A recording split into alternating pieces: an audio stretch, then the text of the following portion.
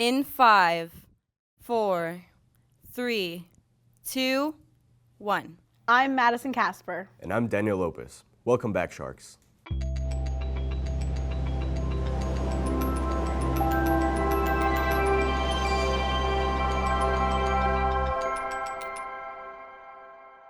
In this episode of Mako TV, we visit the 16th annual Improv Jam. Professor Kolo Shumi makes pancake portraits, and NSU professors coach women's basketball for a day. Every month, the Department of Communication, Media, and the Arts hosts its DCMA takeover in the UC Spine.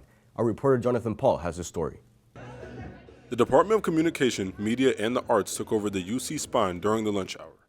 The event featured art and performances by students involved in the department, allowing the arts to be seen across the NSU community.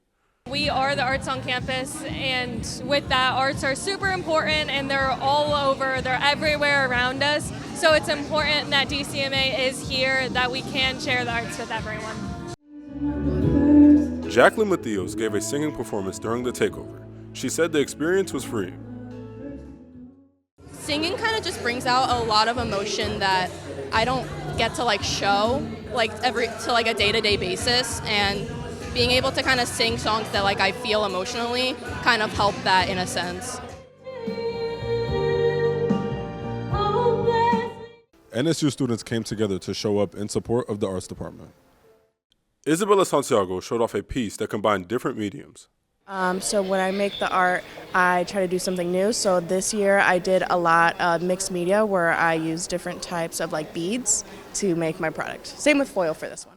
Jane Krivashev thinks the DCMA takeover will help gather support for NSU's art programs. Anyone who just goes to this university can walk by and see it, and I think it could be such a variety of people, especially for people that are more in the sciences that don't really come to many performances. I feel like they walk by here, get to see a snippet of what we do, and that's important to me. The DCMA takeover takes place once a month. I'm Jonathan Paul with Mako TV. Joining me from the Office of Student Experience is Sadrina Colonel, Assistant Director of Student Experience. Welcome, Sadrina. Hi, how are you? I'm good. So on February 14th is Community Fest. What can people expect? People can expect so much from Community Fest. Community Fest is one of our annual events that we do here at NSU. Funny thing is about Community Fest, it was actually started by a student, Miss Michelle Manley. It was started, I want to say, over 20 years ago. So at Community Fest, we have attractions, we have college and departments, we have food vendors, we have all the amazing likeness. And then the best thing about Community Fest, everything's completely free. So you can expect things like wipeout, face painting, we'll have Jeremiah's Italian Ice, we'll have all different types of colleges and clubs and departments there. So just a lot of things to expect. And the best thing, it's on Valentine's Day. So Valentine's Day is the day of love. So my biggest thing is we'll all experience some type of love on next week. How can people find out information about it? So Community Fest is online. If you go on nova.edu, you type Community Fest, you'll be able to see everything. So you'll be able to see the attractions and the vendors from last year, and then the following week, you'll be able to see the attractions and vendors that we had this year. And where can people find information about student experience? Instagram. So right now we don't have our own official Instagram page, but you could go on the Campus Life Instagram and you'll see everything that we're doing. So that's including Stewie's, President 64, Razor, Sharkettes, everything's under student experience. Thank you for being here. Thank you for having me.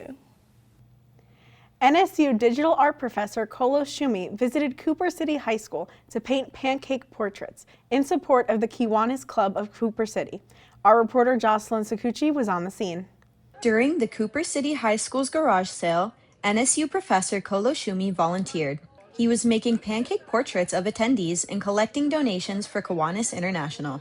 We give scholarships to the kids when they're seniors and they go to college. If they want to go to convention, we give them a third of the money. There's other events that we give to. Right now we're getting ready to do a mini grant, which we will be buying high chairs, and we will be giving them to the Sheridan House, which is on Flamingo Road and houses women and their children. Kiwanis is an international organization that helps local communities. Locals can join the organization and help in their service and fundraising projects. Well, Coles, as you know, is a very talented artist, among other things. He was a member of our Kiwanis Club of Cooper City with Annie, his girlfriend, for maybe 5 or 6 years. And because he was so artistic, when we did the breakfast, he said he thought he could make pictures of people's face on the pancakes, and we charge him an extra $1 or so. became very popular. Kolo Shumi focuses more on digital art and teaching it to students. To give back to the community, he creates pancake portraits of attendees. I mean, first of all, it's a nice takeaway from doing digital, because I teach digital arts at the Nova Southeastern University, and it's a nice takeaway to doing something manual. It's basically like a sculpting, just with a pancake as a medium. The garage sale and pancake breakfast takes place every year. I'm Jocelyn Saccucci with Mako TV. Joining me to talk about updates with Mako Radio is Assistant Station Manager DJ Romy. Welcome, DJ Romy. Thank you for having me, Daniel. What's going on with Mako Radio? Last time I was here, it was our first week back live on air.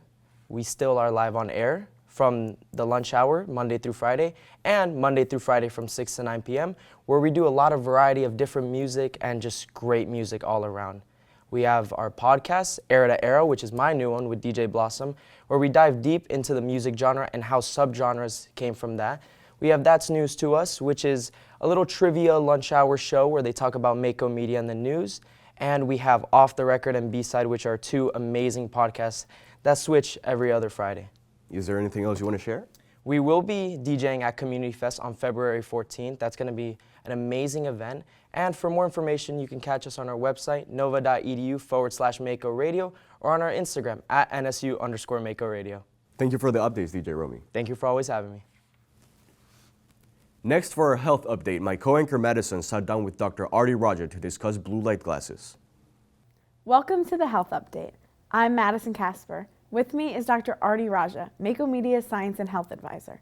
Welcome, Dr. Raja. Thank you, Madison.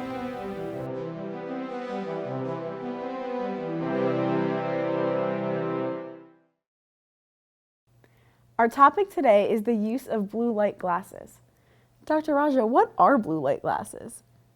Blue light glasses are basically glasses that filter out these short wavelengths of light. And what that does is when the glasses filter out that light, the belief is that it reduces the production of a certain compound called melanopsin within the human body.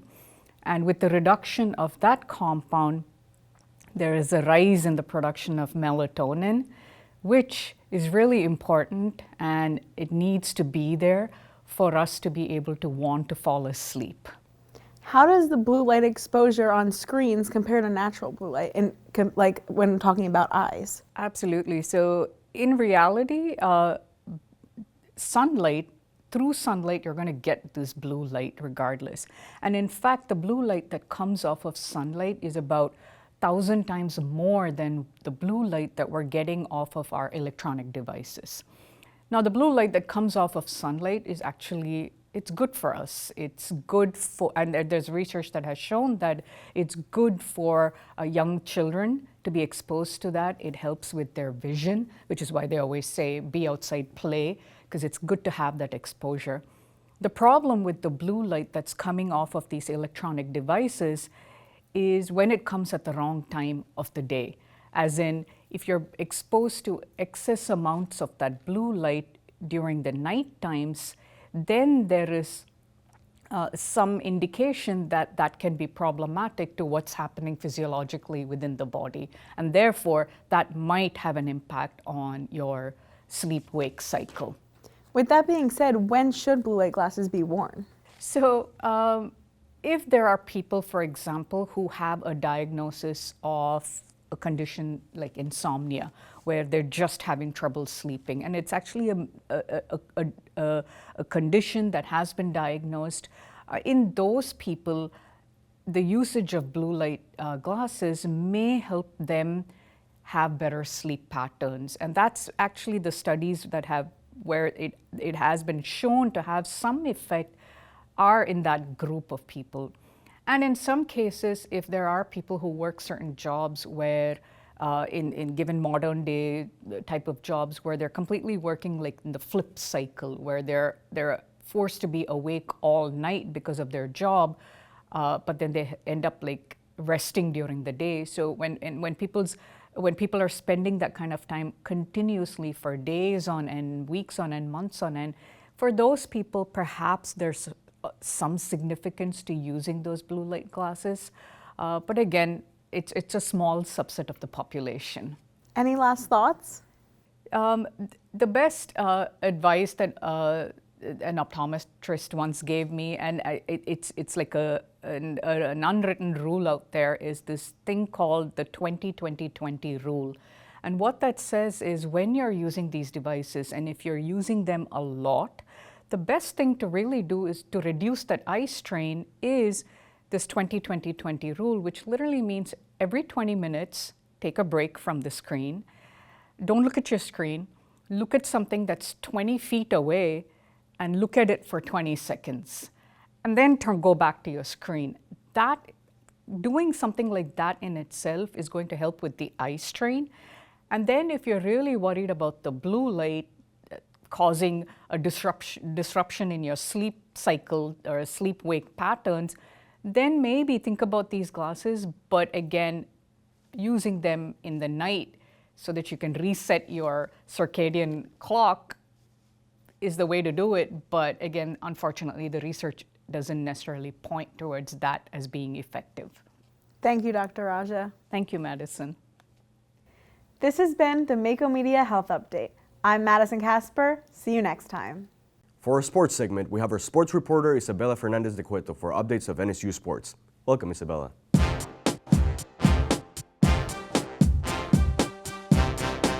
Thank you, Daniel. Joining me is Maya Esparza from Athletic Communications and the NSU women's swim team. Welcome, Maya. Thank you for having me. Softball started its season last weekend. What can we expect going into this weekend of games? Softball had a cold weekend last weekend. They're 2-4 right now. We're looking to bounce back with our home games this weekend. Baseball also started its season last weekend, so what can we expect from them this weekend? Baseball's 1-2 right now. They're pretty much a brand new team right now, so their focal point's on team chemistry going into their 3 home games this weekend. Great, and you and the swim team have the conference meet coming up next week. How are you guys preparing for that? We leave in 5 days. I mean, we've had the whole season to train, so it's kind of the final tune-ups right now, making sure everything looks good. I'm really excited for it. Thank you, Maya. Thank you for being here. Thank you for having me. The NSU women's basketball team has a program where players can nominate any NSU faculty to experience a game day with the team. Let's take a look.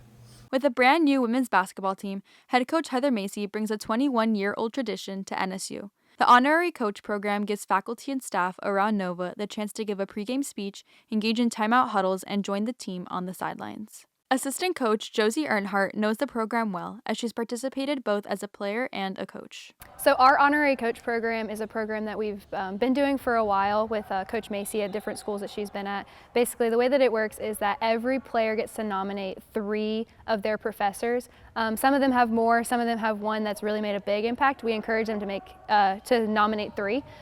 This is just people on campus, around. This could be anyone from the cleaning staff that they see in the gym at night when they're in here shooting, to people that help them on move-in day in the dorms, to professors, to like Dr. D, someone who's helped them out in the admissions process or helping them stay eligible in the classroom. But it's just a way for our players to connect and get to know other people on campus and get people to see a little bit more of what athletes go through. Athletic Academic Services Manager Deanna Rivero got to be a part of this experience and witness her student athletes in a different environment. I really appreciated them asking me, right? I feel like I support the student athletes in such a unique way, and getting invited was awesome because like the partnership that I have with them and they have with me, and like getting to see kind of like an inside scoop as to like their day-to-day was really meaningful and special. And unfortunately, like the outcome wasn't what we wanted, but I told them, listen guys, I'm an educator. You picked the night where it was supposed to be learning a lesson, and we're gonna take it and run with it. So yeah. As a transfer, Kirsten Green has used this program as an opportunity to get to know her new community. She nominated Rivero to sit courtside with the team on Wednesday, January 28th. I think it helped us off the court because it helps us get out, reach out to people, know our professors better, know the administration better, and it just kind of helps us have more of a community vibe. And instead of just being glued into the gym and only being stuck with us, it helps us learn everybody around here. The women's team plays again at home on Wednesday, February 11th, where they'll have new honorary coaches for the day. I'm Isabella Fernandez de Cueto with Mako TV. Thank you, Isabella, and thank you, Maya. Joining me for our arts segment is our executive producer and arts reporter, Jocelyn Saccucci. Welcome, Jocelyn. Hi, Madison. Thank you for having me. What's going on with arts here at NSU? February 12th marks the opening of the 15th Senior Showcase Art Exhibition, which will run until March 12th. The opening ceremony will take place in UC Gallery 217 at 5 p.m. NSU Theater celebrates the 20th anniversary on February 20th alongside the annual Mark Duncan Endowment Donor Reception. The event will begin at 6 p.m. in the Performance Theater. Also on February 20th is the opening night of NSU Theater's production of Boeing Boeing. It begins at 7:30 p.m. in the Black Box Theater on the 20th and 21st and 2 p.m. on the 22nd. This year, NSU celebrated the 16th annual Improv Jam. For our Sharks in the Arts segment, our reporter Carrie Corson sat down with Angelica Zadak, co-host of the Improv Jam, to talk about the event. Welcome to Sharks in the Arts. I'm Carrie Corson. We are pleased to welcome our guest, Angelica Zadak, co-founder and owner of This is Improv. Hi, Angelica. We appreciate you being with us today. Thanks so much for having me, Carrie. Oh, it is our pleasure.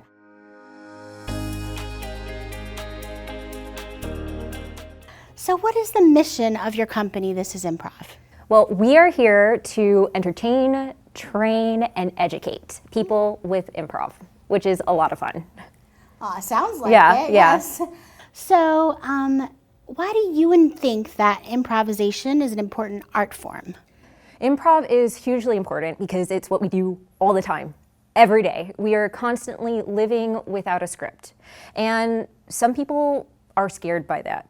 But there's a lot of fun to be had in living life spontaneously. And improv, once we start to understand that we can make mistakes and we can have fun with ourselves, with the rules that different areas, different institutions give us, we can make anything a game and life can be really fun. Now, how is your company partnered with the Department of Communication, Media, and the Arts? So that's an amazing partnership. I really, really love it, especially because my sister and I, we're partners in the business. Oh. Yeah, she's awesome, of course. Yeah, we are alum of NSU. So we both have graduated from the theater department, me also humanities, so I had like an extra dose of the arts. Love that. Yes, and then I also did my grad program here with composition, rhetoric, ooh, if I could only do rhetoric. Exactly. And digital media. So things like this. And so we have a special connection to NSU. Even our mom has taught here. She's a super long-standing adjunct in psychology, where I think we get a lot of our material from. Mm-hmm. And so we really grew up in NSU. And more than that, when we became students, we made such great connections to all the faculty here.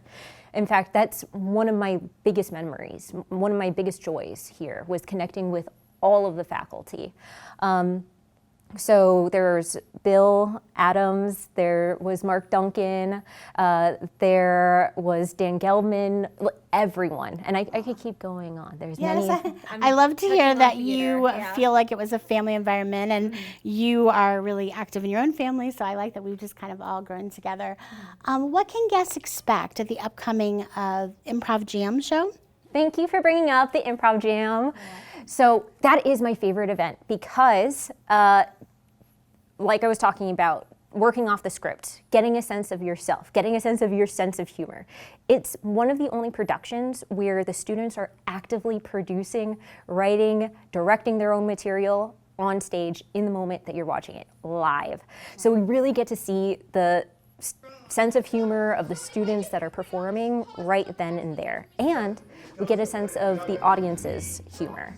So if you go to the show and you're laughing at something and you're really vibing with the performers, they'll feed off of that and they'll keep going. So it's like we're creating a show together, which is super magical. Information about this and other events can be found online at nova.edu/arts. This has been Sharks in the Arts. I'm Carrie Corson. Until next time, carry on. Mako TV got the chance to visit the Improv Jam. Our reporter, Alexandria Monroe, was on the scene. Stage 2 Productions and This is Improv host Improv Jam. Students who participate rehearse frequently, taking suggestions from others around them. We had a good amount of rehearsals, and once we figured out our show order, we all performed the show in that order, and we just got suggestions from whoever was watching, like our stage manager, or the Zadak sisters would give us some, or just us who weren't participating, so it was really fun. Improv Jam combines the theater and music department. This collaboration makes the event special. For our show, for the jam part of it, we're obviously collaborating with the Mako band, so they're kind of hidden on stage behind us, but you'll hear them in every new game and every new scene. They're improving their own things along with us, so it makes it extra special. Improv Jam is a completely improvised show based on a theme.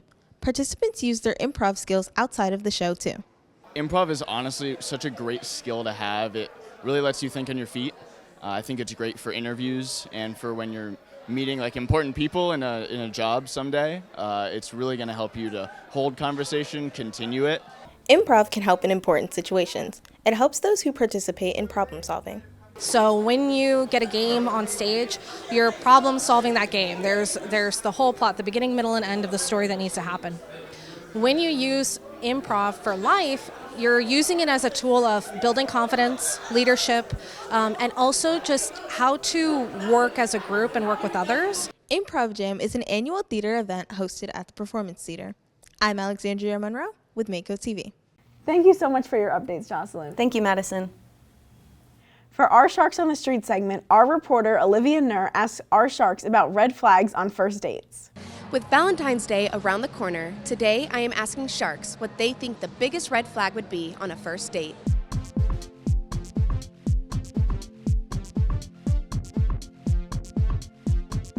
What do you think would be the biggest red flag on a first date? I think the biggest red flag on a first date would be being late. Absolutely not. Definitely being rude to a waiter. Probably if it sounds like a personal TED Talk, I think mutual conversation is very important. You know, getting to know each other and everything. Sharing like your political views, I think that's kind of too much for the first date. Them being rude to the wait staff. I would say if they chew with their mouth open. Definitely when the guy asks to split the bill. If they're rude to the waiter or waitress, that's not good. That doesn't show that they're a good person. I don't like that. Not having manners, like good manners to the wait staff or like tipping properly. When a guy brings up his ex. I believe the biggest red flag would be the guy asking to split the bill. Definitely being on your phone the whole date. What do you think would be the biggest red flag on a first date? So for me, it's if they talk too much about themselves and they don't ask questions about the other person. Now that we have heard from Sharks about the biggest red flags on a first date, keep that in mind as Valentine's Day approaches. I'm Olivia Nur with Mako TV. Here from NSU's USGA is Anthony Marzouk to talk about the upcoming election. Welcome, Anthony. Thank you, Daniel. How are you doing today? Good. So the USGA elections are coming up. What should students know about them? Students should know about the USGA elections because it's a really important opportunity to be able to advocate for your students here at NSU. It's a really wonderful opportunity to be able to enact real change on campus and be able to bring real change to the university.